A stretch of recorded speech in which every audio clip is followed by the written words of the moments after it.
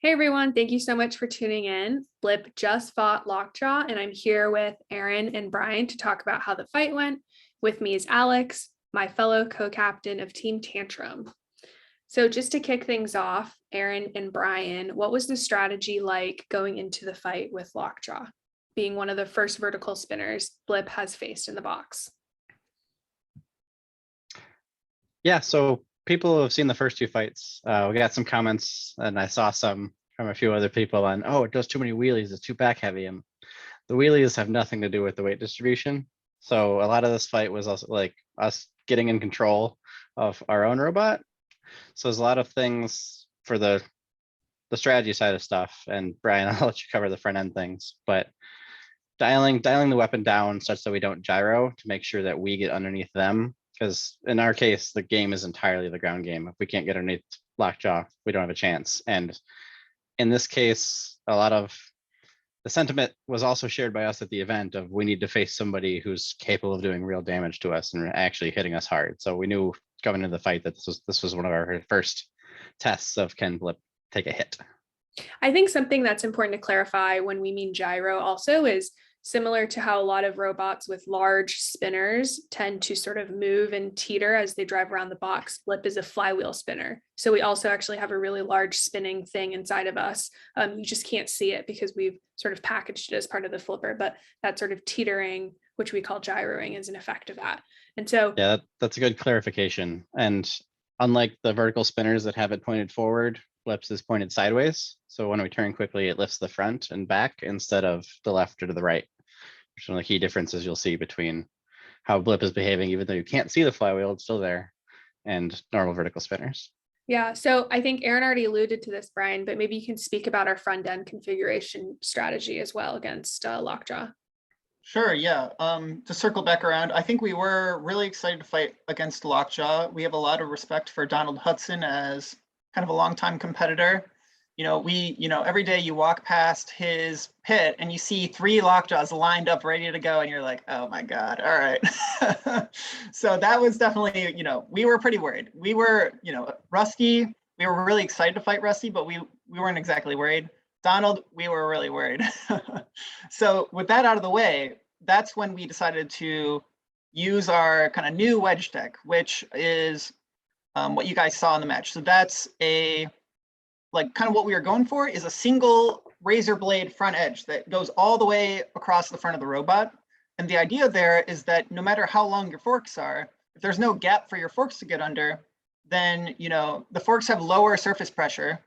And so they end up bouncing up and getting on top of our line of wedges, right? And, we were able to hide those really effectively from Donald all the way up until right before the match. Unfortunately, they didn't show it in the show, but we pull it off. We set the robot down on the field, pull off, the cover, and then that's when everyone saw that for the first time. So yeah, we were able to kind of surprise Donald a little bit, I think, which was great. So that was definitely worked to our advantage. I think he probably would have been able to figure out maybe a more effective counter to that if he had known what was coming. Do you think were we surprised by the mini bot? Because I didn't think he was going to be running a mini bot until the match started. Yeah. So we did see in the battery tent. We knew a couple hours beforehand, and like from a driving perspective, I think it's a certain level of messing with you. Of knowing ahead of time just like gives me time to stew over it in terms of there's another thing I'm gonna have to deal with. How valid of a threat is it? It's mind games are totally a thing. It doesn't just come down to the robots. There's humans driving them. So in this case, Screwjob was a little nuisance and got us once. Yeah, I would say most mini bots, historically, mini bots have not been super effective, but there have been examples of really effective ones. And so when we saw one from Lockjaw, you don't know what to expect 100%, but you kind of are like, okay, this is probably going to be one of the more effective ones. But man, it's so easy with the chaos of, trying to keep pointed at the other guy. It's really easy to lose track of another robot in the box. And that's kind of, why the mini bots are so effective, right? And you saw that in the match, right? They were eventually, most of the match, they weren't doing too much, but eventually they were able to get under us one time. And if Lockjaw's weapon had still been working, that would have been, you know, us getting teed up really nicely for a great hit from them. Yeah. And if I remember correctly, it was actually right near the doors. So it, you know, it's not impossible that they could have knocked us over the short wall there. Definitely could have played out totally differently. So I thought the mini bot was quite effective. You know, it worked out such that they weren't able to fully leverage it to its kind of greatest use, I guess. Yeah, and you mentioned his weapon went down. What do you think caused the fire? Did we look and talk to Donald afterwards? Yeah, so I so I alluded to the whole keeping the gyro flywheel spun down so it was more stable and would do less wheelies. And part of the outcome of that is those initial flips. That first one, just a little baby flip, just 3 or 4 feet in the air, like a little guy. That flip is actually what caused the damage that took out Lockjaw's weapon, which is hilarious to think about. But if you notice, and Donald showed us afterwards, and just super open about it. There's his weapon that bobbles up and down, so he can be right side up or upside down and still have the weapon work. And there's a aluminum guard behind that, and then that flip tore a little seam in a thin piece of aluminum. So then, as soon as his weapon started flipping back and forth again, when we got him up in the air and on his side, it sliced the motor wires, and then the speed controller went up in flames from that. And gotta say, like, as a driver, it's oh heck yeah, okay, he's on fire. Okay, cool. So a little bit of doing all right. Definitely a little bit of a chomp bite force style, like just really lucky hit, right? That just happened to get right in the exact spot and, you know, knocked out wires. So yeah, definitely, like, I know a lot of people kind of talk about, oh, like Donald can't stop lighting on fire or whatever, but no, this was 100% not his fault at all. Right, this was just total luck, getting a good hit, right? Anything can happen in the battle box type of thing. Yep. So, you know, I think if we were to run that match back a couple more times, like that would not happen in any of the other matches, probably. Awesome. I guess this is sort of a bit of an aside, but at the end of the match, Donald mentioned, I guess sort of Chris and Kenny also alluded to the idea of this like changing of a guard per se. And I guess I'm curious what sort of your thoughts and what your take is on that. And also Donald sort of mentioned that he likes watching our videos as well. Thank you for the shout out, Donald. Yeah, so I guess feel free to sort of share what your thoughts are and how you think that dynamic is specifically highlighted. Yeah, so our whole crew is, I'm still gonna say, relatively recent to the area of combat robots. Season 3 on BattleBots was our first ever one. So that was our first foray into the community at all for combat robots.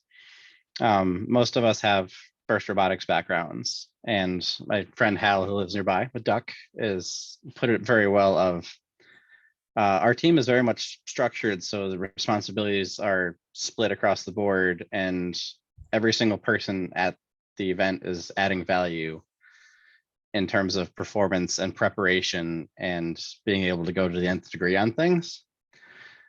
So from what I've figured out, a lot of times builders, and I think Mark DeWitt said it, of the first time he went, there were 20 something builders there. Everybody just had their robot and most of them weren't done yet and they were fighting. We very much we want to show up to win. We want to compete. So being able to have the team spread responsibilities and cover so many bases so much more effectively is, I think, something that makes us hard to beat. But in this case, it's 4 years of that versus 25 years of Donald honing in and having to row through lockjaws. So it's definitely an interesting shift because there's also a lot of robots from successful Vex teams as well, with regards to Bloodsport, Riptide, the Retrograde crew. Switchback has a bunch of FRC people as well. I think you're just going to see more and more of it because it's a very large successful program. Yeah, there's a lot. Most FRC teams are many people, you know, they're usually at least 30 people. And they're competing against many more teams, right? So even though BattleBots is a world championship, you're only competing against 64 teams. FRC, you have to be, you know, in order to win, you have to be better than, you know, 3,000 teams. And so the level of excellence and the level of kind of execution that you need is really exceedingly high, right? You never get lucky. You have to perform really highly in every single match. And so that spawns a very kind of NASCAR-like style where a lot of teams operate very, I don't know, in a very structured way, right? Making sure to cross all your I's, dot all your T's. And so we came, like myself and Aaron, and I think Ginger and Alex as well, all came out of environments more like that. So our introduction to competitive robotics is very much, it's a very different structure than like you would get if you started with a 3-pound battle bot, basically. And so we're just leveraging kind of a lot of the things that really good FRC teams do to try to, make our BattleBot team competitive. Yeah, that was really insightful. Thank you. And I guess sort of now pivoting away from our Lockjaw fight and looking towards the future into our next episodes, given sort of both, I guess, Blip and Tantrum's performance, what are, and this is for all of us, I suppose, to answer, you too, Alex, what are our thoughts on the top 32? Where do you think we'll land? And even though that, I believe the bracket will be released soon anyhow, but will we welcome you all to sound off below where you thought we should/did land? And we'd like to hear your thoughts too, just because it's fun to try to always guess what the judges are thinking. Alex, you go for it with Tantrum first. Okay, all right. Where's it gonna So land? yeah, with Tantrum, we have a bit of a pedigree, right? That's not something that Blip has, for better or worse, with Tantrum, right? Because we had 2 poor years, and then last year we made it to the semifinals, and so that was really cool. And going into this year, we are undefeated, although just a 2-0 bot going into the top 32, and so from that, I was just hoping that we'd rank higher than we did last year. And I mean, that was really all I could ask for. Yeah, really. remind us how we ranked last year. I don't remember. I think it was like 18th. I think 18th. Yeah, 18th sounds right. Yeah, so higher than 18 was what I was after. I'm if you don't really... get that, it's just a slap in the face. Like, Aaron was doing a better job. What are you doing? Yeah, exactly. So they had to give us better than last year, but yeah. I don't want to cause a rift amongst our team, but I do think Tantrum should seed higher than Blip, even though our record is 2-0 versus 3-0 currently. Just because... Yeah, I tend to agree with that. I think that Tantrum had a much stronger strength of schedule than Blip. Yeah, so it would be great to see, if Tantrum fought a third fight against somebody pretty good. I think that there would be actually an argument to be, in the top 5 seeding. But so it's really just a question of, how much value do you put on your imaginary fight, I guess. And it's definitely also interesting because Chris and Kenny mentioned it, and I don't know what level they factored in for, Aaron took the team to top 4 last year. It's like, okay, so they know we're capable of doing that as a team. Yeah. So even though Blip's a totally new robot, they definitely seem to apply some weight to the fact that the team has gotten robots there before.